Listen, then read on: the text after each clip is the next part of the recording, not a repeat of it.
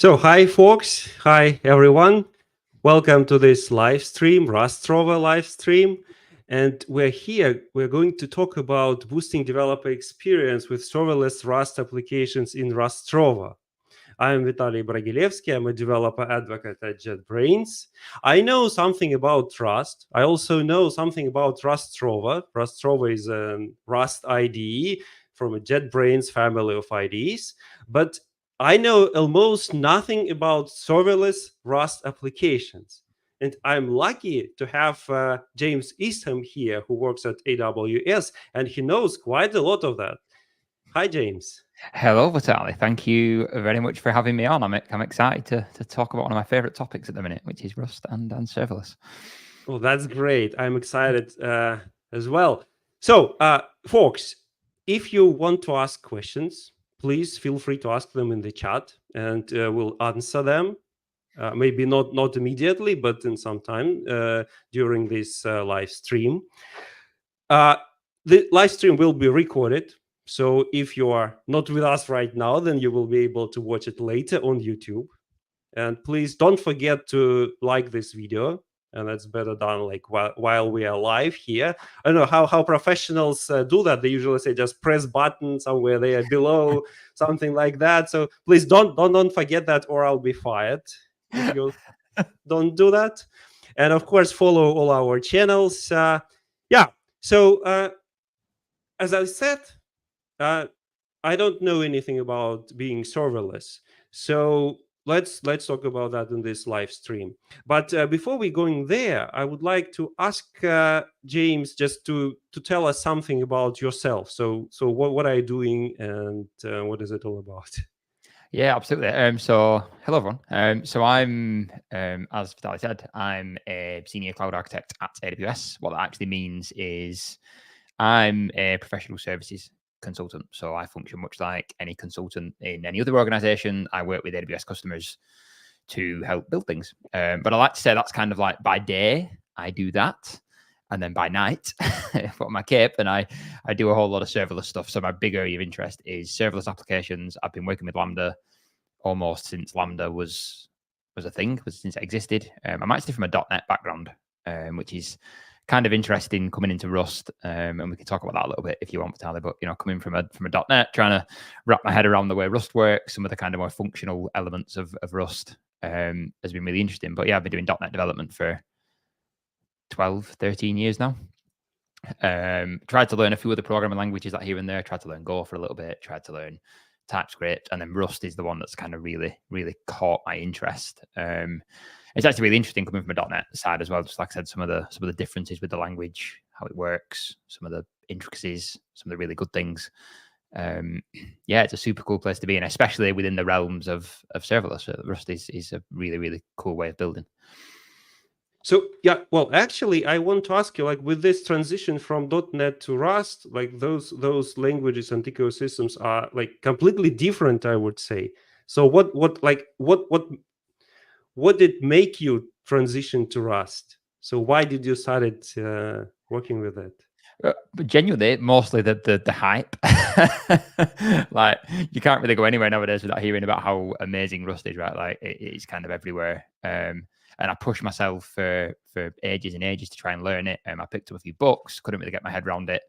The book that kind of did it for me, and I'm gonna plug Luca's book here. So there's a book called Zero to Production Rust by Luca Palmieri.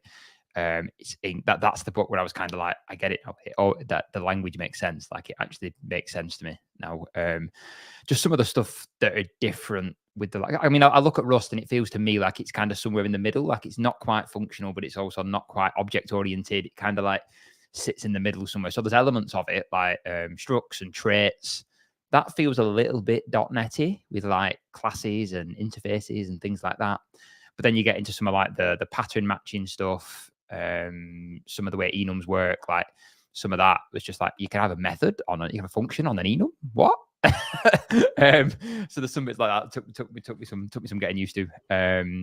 But yeah, the transition now that I've got through it, like I said, the Luca's book, and I think Luca's from a .NET background as well. So some of the ideas in that book, they kind of really made sense to me. So for I suppose anyone listening who's trying to get into Rust and still learning, I would really recommend that as a resource to pick up if you're trying to learn the language itself.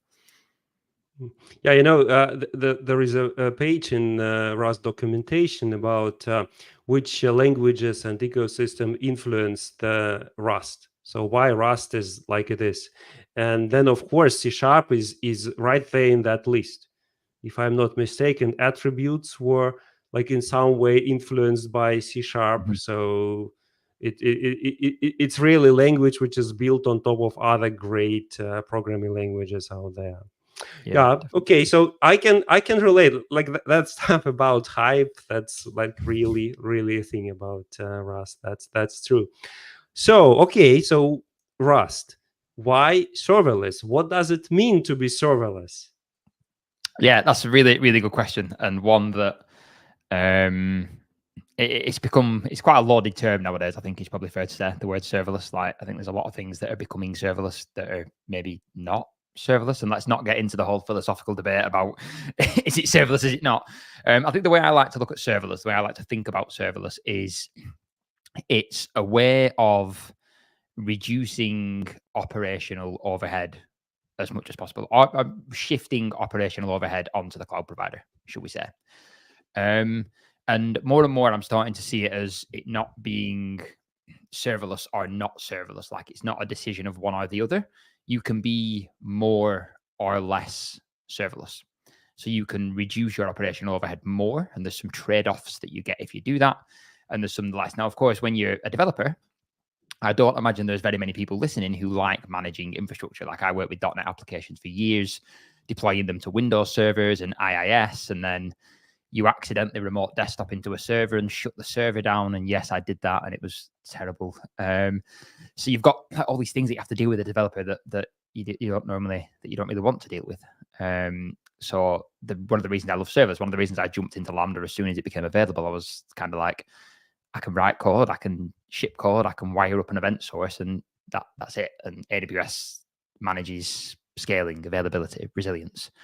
It's not a silver bullet, of course, but there's this way of building applications that means you can focus on your application code and not worry about all this other stuff. So what's then the relation between serverless and Lambda? So Lambda is probably the original serverless service, if you will. If you want to just pop my screen on screen, Vitaly, sure. It might be easier if I talk about this in a different way. So, like I said, the way I think about serverless is this idea of reducing operational overhead, reducing it as much as possible, and stuff like Lambda is what allows you to reduce that as much as possible. Like, if you're working with Lambda, so Lambda is functions as a service. The superpower of Lambda, if you will, is that it's completely event driven. So you write some Lambda code, and we'll get into some Rust Lambda code in a little bit. You write some code, you push that code, you wire up some kind of event source, and that event source might be an API, it might be a message queue, it might be an event bus, it might be a stream. There's all these things it could be. And Lambda will react to events that happen. So someone makes a request to your API, that API request gets passed to your function as an event. The Lambda code will run. You only pay for that code to the millisecond that it's actually running. And when there's no work to be done, then Lambda scales all the way back down to 0. So it will scale up as it needs to, scale back down again afterwards. So as a developer, all you need to do is write your code, push your code, and that scaling behavior kind of handles the rest. Now, when I was talking about serverless being more of a spectrum, if you will, there are ways to run containers in a more serverless way. So all these like container options don't quite scale to 0. There's services like AWS App Runner, as an example, where you can build a container image, push a container image to App Runner, define the CPU and memory requirements and the scaling behavior when you want to add new instances. And again, AWS handles the rest. So although it doesn't have that same behavior as Lambda in that it reacts to events and it scales down to 0 automatically, it does still reduce operational overhead because you're not having to deal with servers. You're not having to where you say, I want this much CPU, this much memory, and Lambda kind of handles the rest. And then you get into other container orchestrators like Kubernetes and ECS. And then, of course, you've got virtual machines actually managing machines right down at the bottom, which, like I said, there's not a single developer I don't think I've ever met who who enjoys operating EC2 instances or operating virtual machines. So Lambda, like I say, it's this event-driven functions as a service that react to things that happen in your application as and when it needs to, and then scale to 0 when there's nothing there to be done. That's interesting. You remind me my own story. Well, I came to our admins and asked them for the virtual machine because like in my like maybe 20 years ago, I was managing a FreeBSD server, and the only way of doing things, I had like I have a server, then I can run some virtual machine there. I can install software that I like, and then I can run server with my software, and I don't know anything else. So I can do all that. But then I came to our admins and they told me, well, do you really need a virtual machine? Maybe you need something else, but I don't know about anything else. I just know how to work with virtual machines. Yeah. But then they made me to use Kubernetes at that time. Now it looks like for my particular problem, I would need Lambda as you asked me, so as you told us. So maybe that was that would be the right solution for my problem at that time. Okay, thank you. There's definitely still places for things like Kubernetes. So with this operational overhead, you'll notice the kind of line along the bottom, if you will, here. There's another edge to that, which is infrastructure control. So the example I always think of is if you've got an application where you need, let's say you're training an AI ML model, for example, and you need to do that at scale. You need to dynamically add infrastructure to train the model, and then you spin it back down again. And I know nothing at all about AI ML, so I don't know if that's how that works. But let's imagine that is how that works. Then, of course, you're going to need some kind of GPU chips, I imagine. You're going to need a specific chipset in your machine. The trade-off you get with Lambda and AppRunner is that as you reduce the operational overhead, you also reduce the control you have over the infrastructure. So things like Kubernetes are still really valuable. The kind of line I like to use is that if your ability to scale and manage infrastructure is something that's differentiating for your business, then Kubernetes is a fantastic choice because you can dynamically add these instances that have GPUs, that have really specific infrastructure, that have specific network throughput. So there's absolutely still a place for all of these things in many organizations. It's just as a developer building developer-y things, typically you want to reduce that overhead as much as possible, and that infrastructure management isn't normally a problem that you really need to think about. Okay, yeah, thank you very much for these explanations. I know that you have a story to tell us. So, folks, if you have any questions, please type them in the chat, and I will ask them as we go. So yeah, please don't forget to like this video. This is very, very important. So please do that now. Yeah, okay. So James, go ahead. Yeah, so I think before we actually get into the Rust specific stuff, I suppose for anyone listening who hasn't worked with Lambda before, who doesn't understand the kind of behind the scenes of Lambda, I just wanted to touch a little bit on that first, and then I promise everybody listening there will be some Rust code coming shortly. So if you kind of forget about serverless for a minute and think about your typical kind of application workload running on a server, as you've just described, Vitaly, like this is kind of what happens, isn't it? Like your application starts up, you deploy it to a server, it starts up, and then you've got requests coming in, 1, 2, 3, 10, 50, 100 requests, and they're all handled by that same instance of the application. So your application starts at once and all your requests hit that same application. And this is typically what you're used to. All the requests that come in, let's say this server has, 32 gig of memory and however many CPUs, all the requests are sharing that same pool of resources and they're all being directed to that same application. Lambda, on the other hand, works very, very differently. And when I first started working with Lambda, this was kind of boggled my mind a little bit for a little while. Because with Lambda, because of the way the scaling behavior works, your application doesn't start up until a point in which a request is received. So you see here, the first request is received into Lambda, and then the application starts up at that point, only when that first request is received. The other interesting thing about Lambda is once these environments have started up for the code to run in, each of these environments can only process one request at any one time. So you'll notice that second request comes in and it reuses that same initialized environment. But the third request comes in when the second one is in process, which means a second instance of your application starts up. And this is how Lambda gets this kind of high scale. So it can scale up to, as a default, 1,000 of these concurrent environments.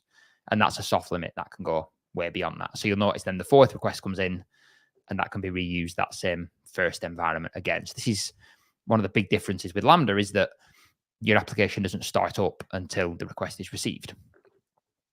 That So is, James, yes. James, sorry, before we going further, if you don't mind, we have a question here, maybe going a little bit back. What is the difference between AppRunner and Fargate? There is a request from our... Absolutely. yes, yeah, that's a really good question. So AppRunner, so Fargate is let's start with Fargate. Fargate is an actual piece of compute. So when you're actually running containers on AWS, you've got EC2, which is actual virtual machines.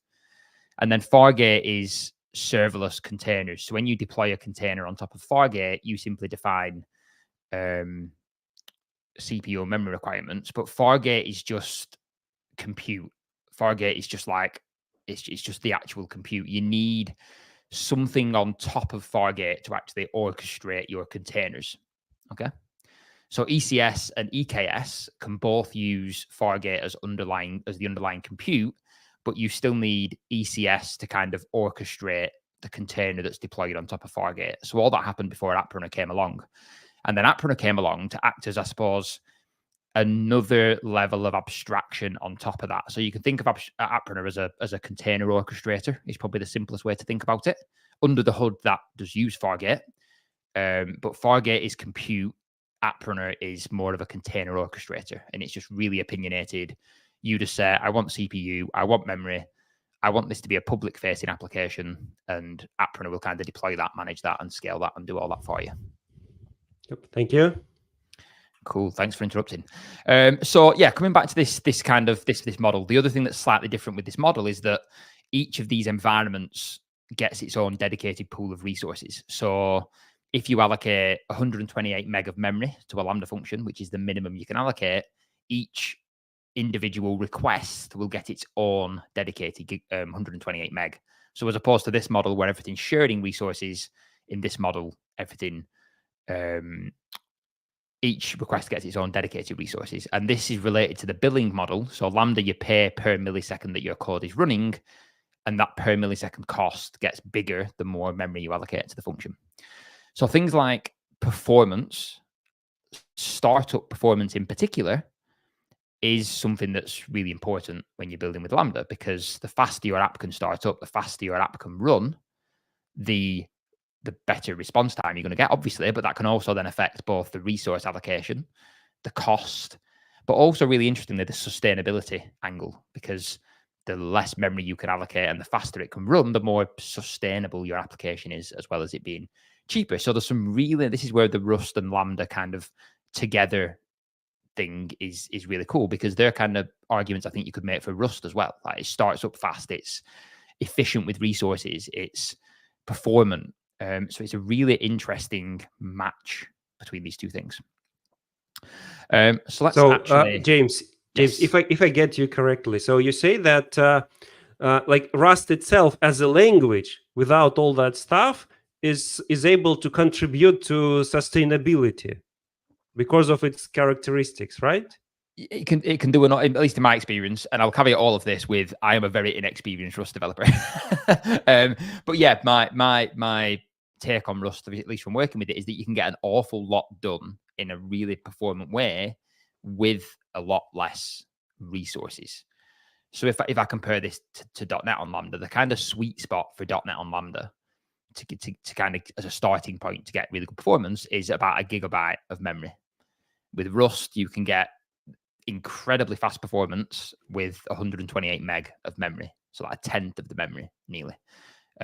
So yeah, at least as far as I see it, I think there's some really interesting sustainability stuff there, as well as cost and performance. Thank you. Cool. So let's actually write some Rust code now. Let's actually get into some Rusty stuff. So there is tooling out there that makes it really easy to get started with Rust and Lambda. So there's actually a tool called Cargo Lambda, and if you install Cargo Lambda, you get this whole CLI that can actually help you get started with Lambda, that can build with Lambda functions, that can deploy Lambda functions. And I'll talk through some of the features of this as I'm kind of deploying stuff. So I can go straight off and run a cargo init, and I want to init a new HTTP-based Lambda function, and let's call that JetBrains HTTP. Unexpected argument HTTP. That's because I've wrote cargo init, not cargo lambda. The joys of live streaming. There we go. So that feels like it's done nothing, but what it's actually done is created a new folder on my file system, which will have some code in it.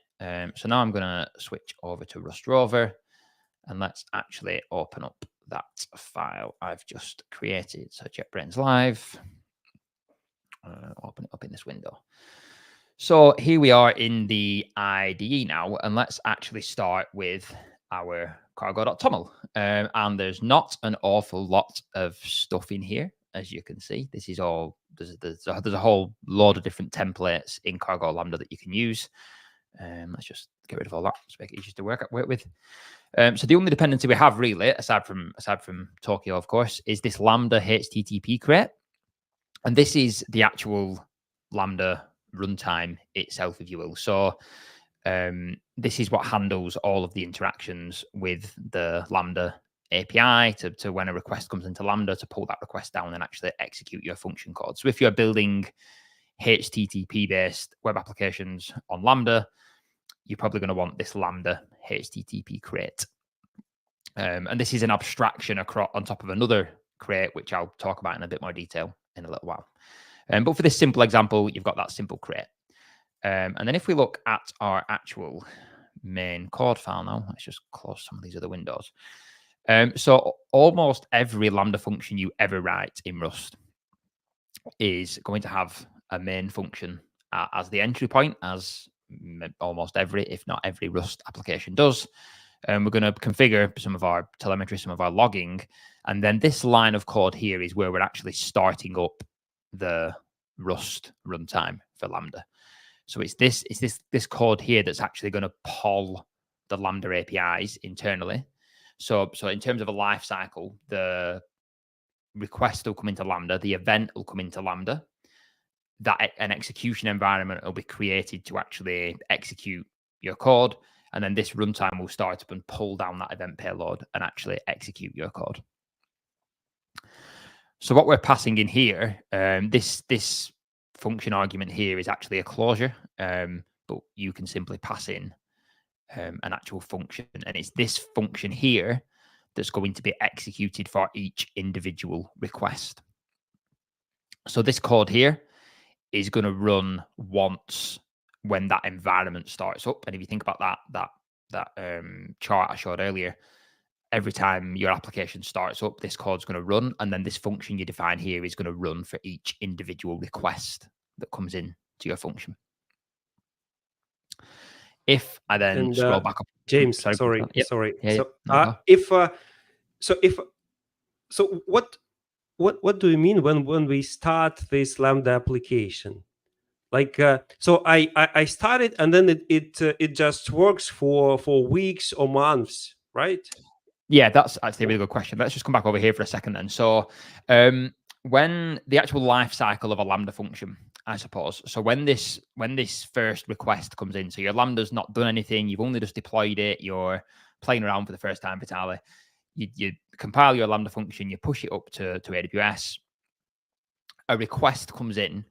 Behind the scenes, this is what happens. So that environment actually gets created for your code to run in. So the actual event payload that comes into Lambda will hit what's called the worker service or the front-end service, and that's going to look around and say, okay, where have I got 128 megabytes free space on an actual machine to actually execute this code? It's going to create an environment, and this is a completely isolated environment for your code to run inside. It's going to download your actual function code, and then it's going to run what's called the initialization phase. So this is where it's actually going to hit the entry point of your application. It's actually going to, Lambda's actually going to execute your binary, your actual application code. So it's at this point here where that the main function of your Rust application is going to run. Okay. Yeah, thank you. It's very helpful to relate this diagram with actual code. So yeah, thank you for this explanation. Yeah, no, it is. So that's what's called the initialization phase. And then just to kind of complete this diagram and answer your question completely, you've then got the actual request. So the actual so all that's the initialization. Then the actual payload will actually get passed to your Lambda function, and then that is where the function you define here is then going to execute. And these environments do stick around for a little while. So they are ephemeral, but they do get reused for a little while. Eventually, if you've got a period of inactivity, or even if you don't, the Lambda service is going to kind of take back that environment, and then you'll get that initialization phase happening again. So then this actual function handler here is a really, really simple one. So that Lambda HTTP crate that you defined to actually work with Lambda in the runtime, that's got some really cool stuff built into it where it can actually take that event payload that comes into Lambda, and that will just be a JSON representation of your API request. So it'll be JSON, it'll have the headers, it'll have the body, it'll have the content type, it'll have all that stuff. And that Lambda HTTP crate actually gives you this struct, this request struct, and it actually handles the deserialization of that JSON string, if you will, into an object that you can then actually work with. And then inside this request struct, you've got all the kind of HTTP stuff that you would expect. So you can access the body, you can access the query strings, the method, the headers, all the stuff that you would normally expect to be working with a HTTP request. And then here you can see this is a really simple Lambda function that's just reading the query strings. It's taking a query string parameter called name, and then it's going to return a 200 HTTP response, and it's going to pass in hello, whoever's name you pass in. And if you don't pass in a name, it'll return world. And then it's going to say this is a Lambda HTTP request. So really simple. We're starting with hello world, but this is always a good place to start when you're building stuff like this. And that's the kind of crux of almost every Lambda function you'll ever write in Rust, is that you'll have a main function where you actually initialize you have to start at the runtime, and then you'll have a handler function, which is what's going to be invoked for each individual request that comes in. And let's imagine for a second, Vitaly, you were using some kind of database, or you needed to grab some secrets, or you needed to grab some configuration there somewhere. You would always do that at this point inside the main function. And what that means is that happens once during that first initialization phase. You can initialize SDKs, you can grab configuration, you can set up database connections, and then you'd pass all that into your actual handler function. And then that can be reused for each subsequent invoke. So that's like an optimization there. And if you want anything that can be shared from request to request, you want to initialize that as part of your main function, not as part of your actual handler. So coming back to our terminal now. So that the Cargo Lambda tooling that I just described, you can actually use that to do local testing. So if I run Cargo Lambda watch, that's actually going to compile my Rust code, and then that's going to just sit, and that's now running. If I open up a second terminal window, if I just zoom that in a little bit, where was I? JetBrains live, JetBrains HTTP, and then I can run a Cargo Lambda invoke. And then the Cargo Lambda invoke is actually going to allow me to invoke that local instance that's now running locally of my Lambda function. And there's a whole bunch of pre-built examples. You can actually pass in like a string that you form yourself here. I'm just going to use an example. And that was not what I expected to see.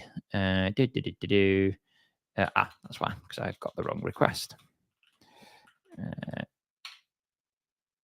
I love live streaming.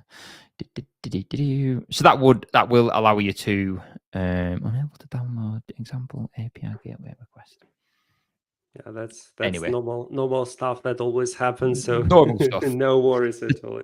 The takeaway is that you can execute, you can start the Lambda function up locally, and if you use the Cargo Lambda invoke command, you've then got a bunch of different things you can pass in. You can pass in files from your local file system. You can have a set of pre-boot stuff, and then you can also use the tooling to actually deploy your Lambda function. So you can run Cargo Lambda build, and this is actually going to run a release build of your Rust code, which does take a little bit longer, and then you can actually go off and deploy it. Now you might be thinking, I think we have a suggestion in the Ben, chat, thank you. So. API gateway dash request. Ben is here. This is excellent. So let's try that again. If I do Cargo Lambda watch, Cargo Lambda invoke data example API gateway dash request. There we go. Thank you, Ben. There we go. So you see that's actually invoked now, and it's got hello me. So the query string parameter that was passed in was, of course, me. If you look back at the Rust code here, which was taking the query string parameter from there. So cool. There we go. Thanks, Ben. So when you run Cargo Lambda build, of course, the logical question might be, why can't you just run Cargo build? And that's because there's some intricacies with the way Lambda works. So if you actually go and look at the Lambda documentation and you look at the officially supported runtimes in Lambda, you won't see Rust on that list. So there's a whole bunch of runtimes that AWS builds what are called managed runtimes for. So that's things like Java, Python, TypeScript, .NET, Ruby, actually. And then they've got this feature of Lambda called custom runtimes. And that's where you can, in essence, run anything on Lambda. If you can write some code that can poll the Lambda API, you can run it inside Lambda. But the way that custom runtimes work is that you need to provide an executable that's called Bootstrap. So you need to give Lambda, you need to zip up an executable called Bootstrap. So the actual binary that you generate when you compile your Lambda code needs to be called Bootstrap. It also needs to be compiled for the right processor architecture and the right OS. So what Cargo Lambda build is doing, as amongst some other smart things, if I actually go back to RustRover now and look under my target folder, under my Lambda folder, you see I've actually got an executable called Bootstrap. So Cargo Lambda is actually just meaning that you, Vitaly, don't need to worry about all these kind of intricacies. You can just Cargo Lambda build, and that will then go off and do the rest. But by the way, I wonder, is it going to be always the case that we have to use this custom runtime for Rust, or there will be some official support in the future? So the Rust runtime itself is an AWS supported project. Like, it's not an open source project. Because of the way Rust works, and Go kind of fits in the same thing as well, because it compiles to a native binary. You don't actually need the runtime to be there. So I don't know the roadmap of what Lambda are doing. I can't say. Me talking as James, I don't see it just because of the way Rust works. Like, there's kind of no need for that additional overhead of, like with .NET, for example, the managed runtime packages the whole .NET runtime inside that managed runtime that AWS manages. So maybe, but I can't see it. I see. Okay, thank you. So the final thing you can do with Cargo Lambda is actually run Cargo Lambda deploy, and this is then actually going to take that compiled code, and that's actually then going to go off and deploy that to AWS. Now, whilst this is running, one of the things that Cargo Lambda is going to do is this is just going to create a Lambda function. That's it. It's not going to wire up any APIs. It's not going to create any mappings. It's not going to create anything else. It's just going to give you a Lambda function that has some permissions, and that's it. And if you imagine, Vitaly, you were building a API that had 4 endpoints, 5 endpoints, 10 endpoints, you don't want to be running Cargo Lambda deploy for all of them 10 different endpoints, because that would be unsustainable and you would get frustrated quite quickly, I imagine. So of course, Cargo Lambda is really good for some of this local dev stuff. It's really good for compiling your application. But when it comes to building something more real world, if you will, you're probably going to want to take a step above that. So you'll see actually now that that function is actually deployed. So I can then run AWS Lambda invoke. So I'm using the actual AWS CLI now. I'm not using the Cargo Lambda CLI. And I can actually invoke my Lambda function. That's going to be deployed to US East 1. So that's the AWS CLI. Now this is going to fail because I'm not passing in a HTTP request. I'm not passing in a valid payload, but you see I've got a response back from Lambda, and you saw how quick that responded. So that in that time that's just ran, that has started up an execution environment, downloaded the code, initialized the code, run the code, and returned a response to me. And this, like, every time I think about Lambda, this just like boggles my mind that all of this is happening behind the scenes, and like it just responds so quickly. So as I was saying, when you want to start building more complete applications, if you will, you've got multiple Lambda functions, you've got APIs, you've got queues, you've got event buses, you've got all this other stuff. You're going to want to go a level above that. And I want to just take a little bit of a shameless plug. So Ben, who actually really helpfully solved that problem for us, me and Ben have been working on a whole load of examples. That one I've just shown, that was an example that Ben contributed to this site, which is why Ben has really helpfully just saved the day. But we've started to pull together this whole site of all these more higher level things, stitching together different services, APIs, message queues, event buses, all these various things that you're going to want to do to build serverless applications with Rust. And I'm going to talk through some of the examples in this repo now, but I just thought I'd just point this out to anyone listening, so you can go and check out this site. So coming back to our API use case, let's start with one of the API patterns. And where I want to start is templates, patterns, API patterns. Let's start with this one here. Let's open that up in RustRover. So of course, most developers building APIs are going, at the minute, if you're not using Lambda today, you're going to be using some kind of web framework. And it's actually possible to take an existing web framework, whether that's Actix, Axum, Rocket, whatever it might be, and actually run that inside Lambda. So let's open up this example here. I have a question here. So do we need some some implementation in Lambda itself to support those frameworks, or you just can develop your own framework and just run easily on Lambda? Fantastic question. So both, and I'm going to demonstrate both options. So first, I just want to show how you can run like Actix or Axum, and then you can build APIs on Lambda without any web framework. You can just have a set of these different, let's say you've got 4 endpoints on an API. You can have 4 different Lambda functions, and then your API gateway. So API gateway is the AWS service you'll be using, can manage that routing to the different Lambda functions. The other thing I'm using here actually is AWS SAM, or the AWS Serverless Application Model.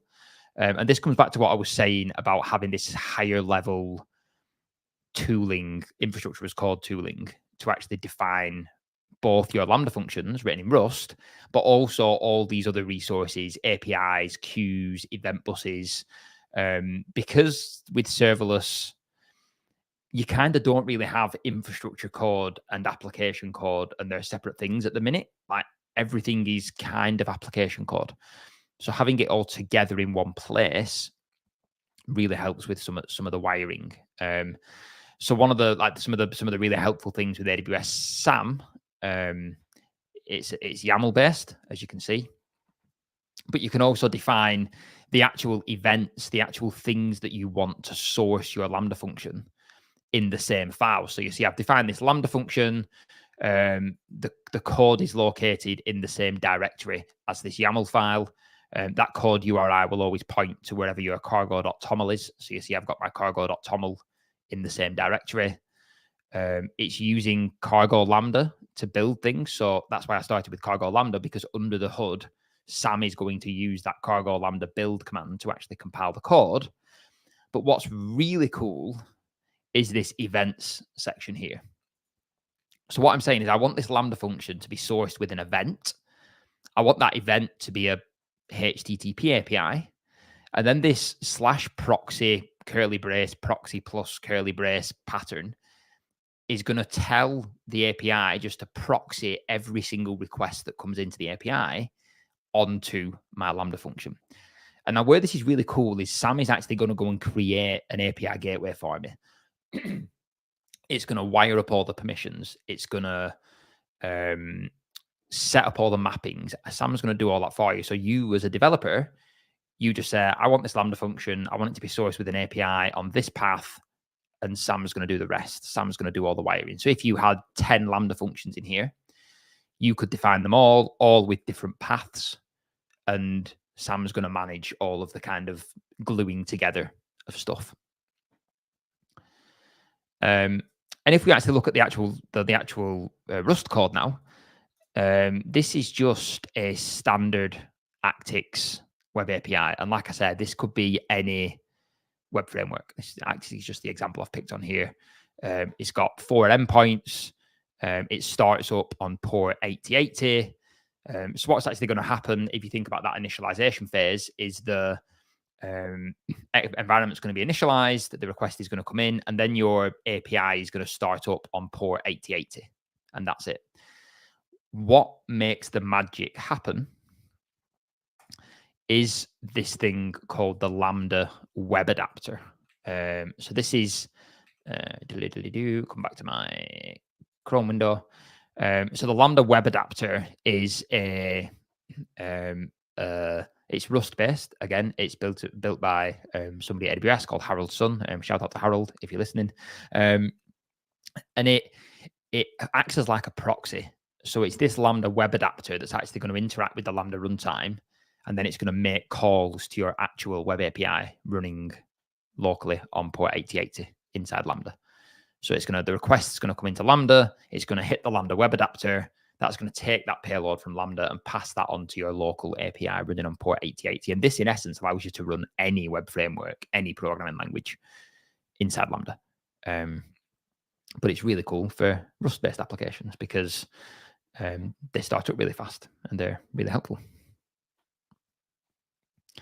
So that's running entire APIs inside Lambda. When it actually comes to deploying that now, let's see if we can make this work. Oh, God, I was already in the right folder. So because we're using AWS SAM and we have this template, SAM also comes with a CLI. So I can run a SAM build command. So Rust support in SAM is a beta feature currently right now. So you just need to opt into that beta feature. That compiles really quickly because there's been no changes. So SAM's smart enough to know if anything's changed, if your code's changed. If your code's not changed, it's not going to recompile it. And then I can run a SAM deploy. Oh. And that's then going to go off and actually do all the deployment. And it's going to upload that bootstrap file that gets generated. It's going to zip that up, upload that to S3, and then you actually get this real-time feedback in terms of exactly what's being created. So you can see it's going to create a Lambda function. It's going to create an API. It's going to create the permissions to actually allow the API to be able to invoke the Lambda function. So all these different pieces, all these different building blocks that you get with AWS, SAM really simplifies some of the wiring together here. And this is the point whenever I do this where I start to talk really slowly while I wait for CloudFormation to catch up. So small question here. So yes. What is CloudFormation? So CloudFormation is the infrastructure as code service for AWS. So you can give CloudFormation a YAML file and it will manage the provisioning of all the different resources and managing the state of all your resources and changes and rollbacks and all that stuff. Okay. So now that that's created, it'll give me an output. It'll give me the actual API endpoint. And if I copy that and come back over to my web browser, hit a GET request, and that's responded. And again, you can see how quick that, and that's using 128 megabytes of memory, right? That's responded so seemingly quickly.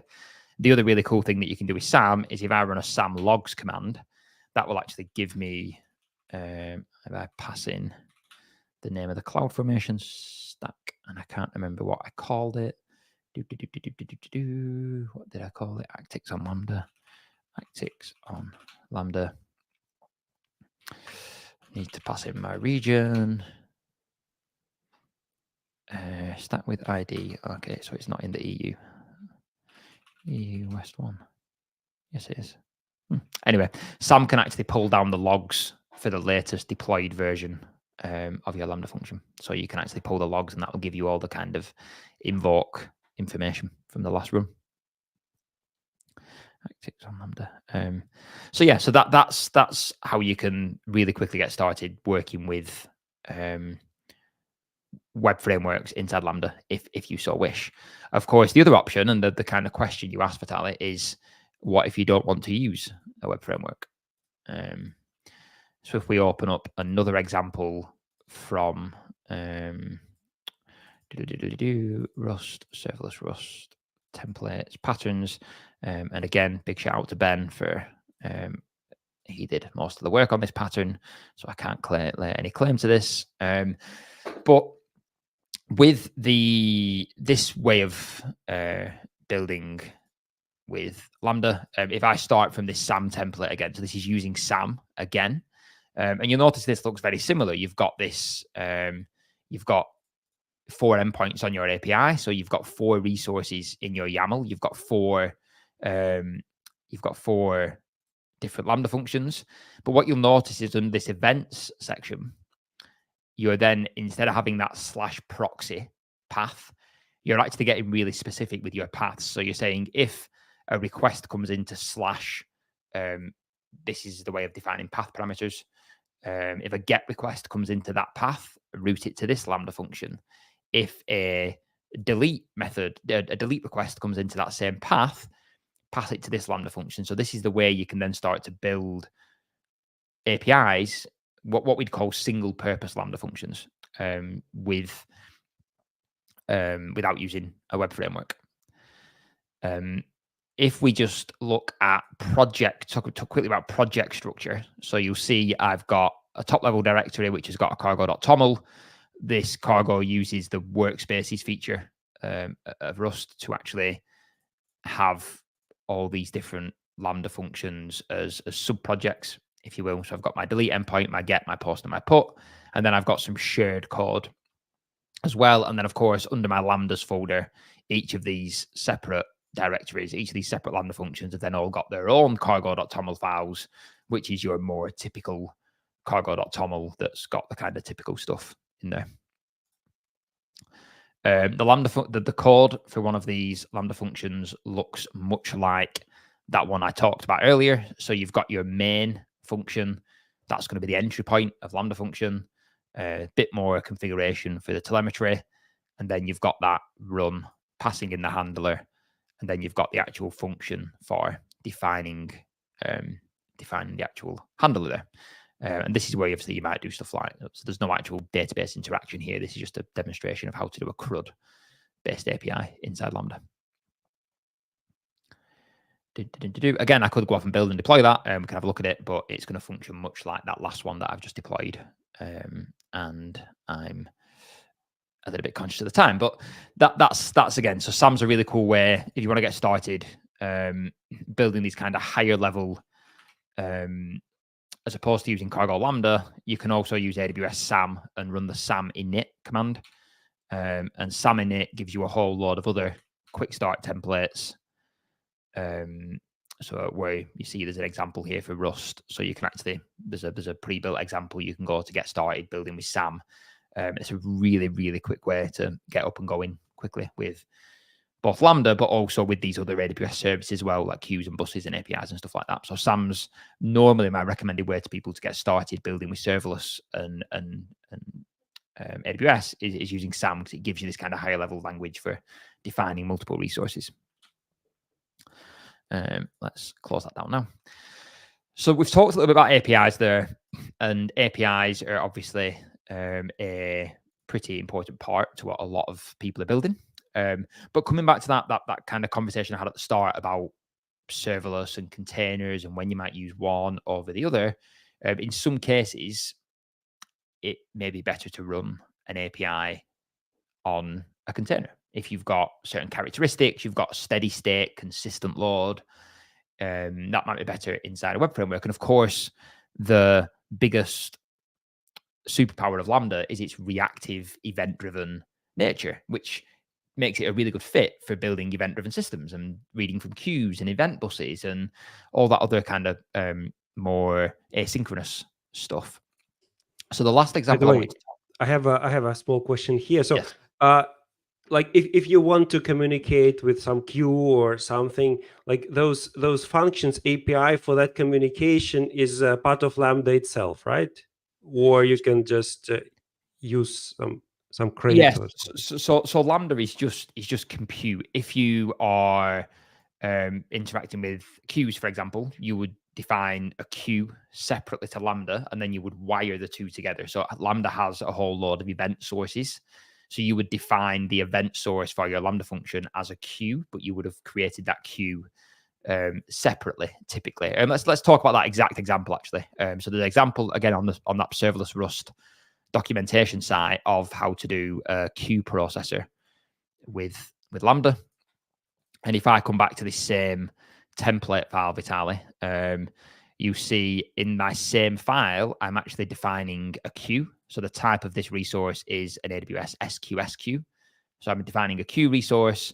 I'm also creating a dead letter queue just for the sake of handling errors. And then my actual Lambda function definition is pretty much the same, apart from this events section, which instead of being wired up as an API, it's now being wired up as an SQS queue. And then SAM's going to, again, manage all that stitching together. How this actually works under the hood is Lambda actually polls SQS on your behalf. So behind the scenes, the Lambda service is going to pull the messages from SQS and then send them into your Lambda function as a payload. So Lambda actually manages all that interaction with the queue on your behalf. And then if we have a look at the actual function code again now. So again, this project structure is pretty similar. You've got your actual function code for actually interacting with SQS here.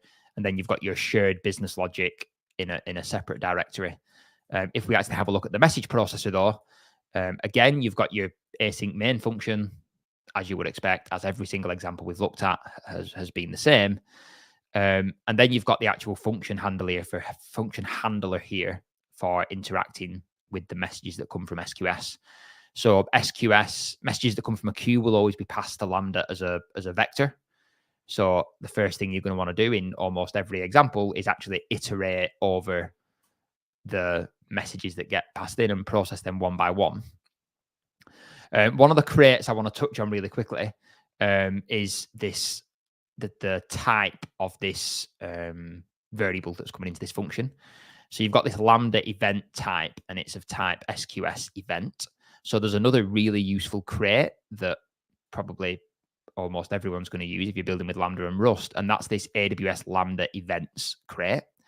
And this gives you these strongly typed representations of all the event payloads. So the payloads that come into Lambda will always come in as JSON internally to Lambda. And this AWS Lambda events crate, coupled with the Lambda runtime, does that automatic deserialization.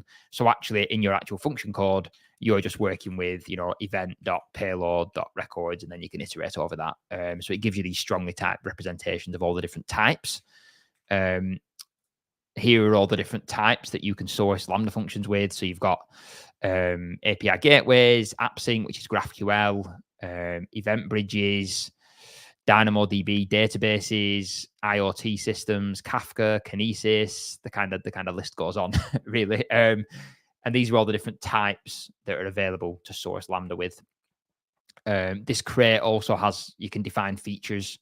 So I could say, make that version 0, and then actually I'm only using SQS in here, so I could actually equally just say just scope that down right down to SQS. So I'm only pulling in the types for SQS. And this is what actually I get into some features of the Rust language that I really like really quickly. So the actual message that comes in here from SQS is this SQS message type. So you get a vector of SQS messages that you need to process over. But obviously the SQS message type is something specific to Lambda and AWS that's not actually useful for your business logic. And this is where I got into this try into. So you can actually implement a trait called try from. So if I go into my actual business logic here, so this is my code that's agnostic of Lambda. And I've implemented this try from trait. And this allows you to kind of centralize all the code for actually converting that SQS message that's specific to SQS. Because all you get with SQS is just a body. Your SQS message will just have a body, which is a string. And then you can actually centralize the logic for converting that to something that's relevant to your business logic. And actually, this is where I got really, really happy with RustRover, because I knew that there's a from trait. There's a trait that's just called from. And I implemented that first. And I was like, I wish there was a way to do that returned errors, because from only will return the type. It won't return a result. So I asked the AI assistant in Rust and RustRover, and it was like, here, you can do this instead, and you can use try from. And I was like, whoa, try from exists. That's amazing. And then I actually implemented the try from, and then you can actually return results in case the serialization or the conversion fails. So yeah, that's a whistle stop tour through Lambda and Rust and all the different ways you can build with Lambda. Of course, the one final look, if you wanted to go and have a look at ways to build with Rust and serverless, if you want to contribute, if you want to help, then me and Ben have taken quite a few PRs already, and we'd always love to take more. Oh, well, so thank you so much, and I especially appreciate this your advice on how to get started, because that's the most important stuff here. I would say, like, it's like complex system, and it's difficult to get into it. So yeah, thank you, and thank you very much for this resource, serverlessrust.com. I always say the three CLI commands to get started: SAM init. Well, install SAM first, then SAM init, SAM build, SAM deploy. 3 CLI commands. You're off and running with serverless, however you're building, right? But there's templates available for Rust. Most of the examples that me and Ben have built here use SAM. There's a couple that use the CDK, which is a whole nother live stream. So let's not dive into that now, Vitaly. But yeah, thanks for having me on. Yeah, thank you so much. And yeah, great job, James, they say in the comments. And that's like, I double this, of course. Thank you very much. And well, folks, don't forget to like this video. And thank you to James for telling us all this wonderful story about serverless Rust applications. And well, this is not the last RustRover live stream, and we'll see each other again, maybe a little bit later, maybe in a month or so. But just follow our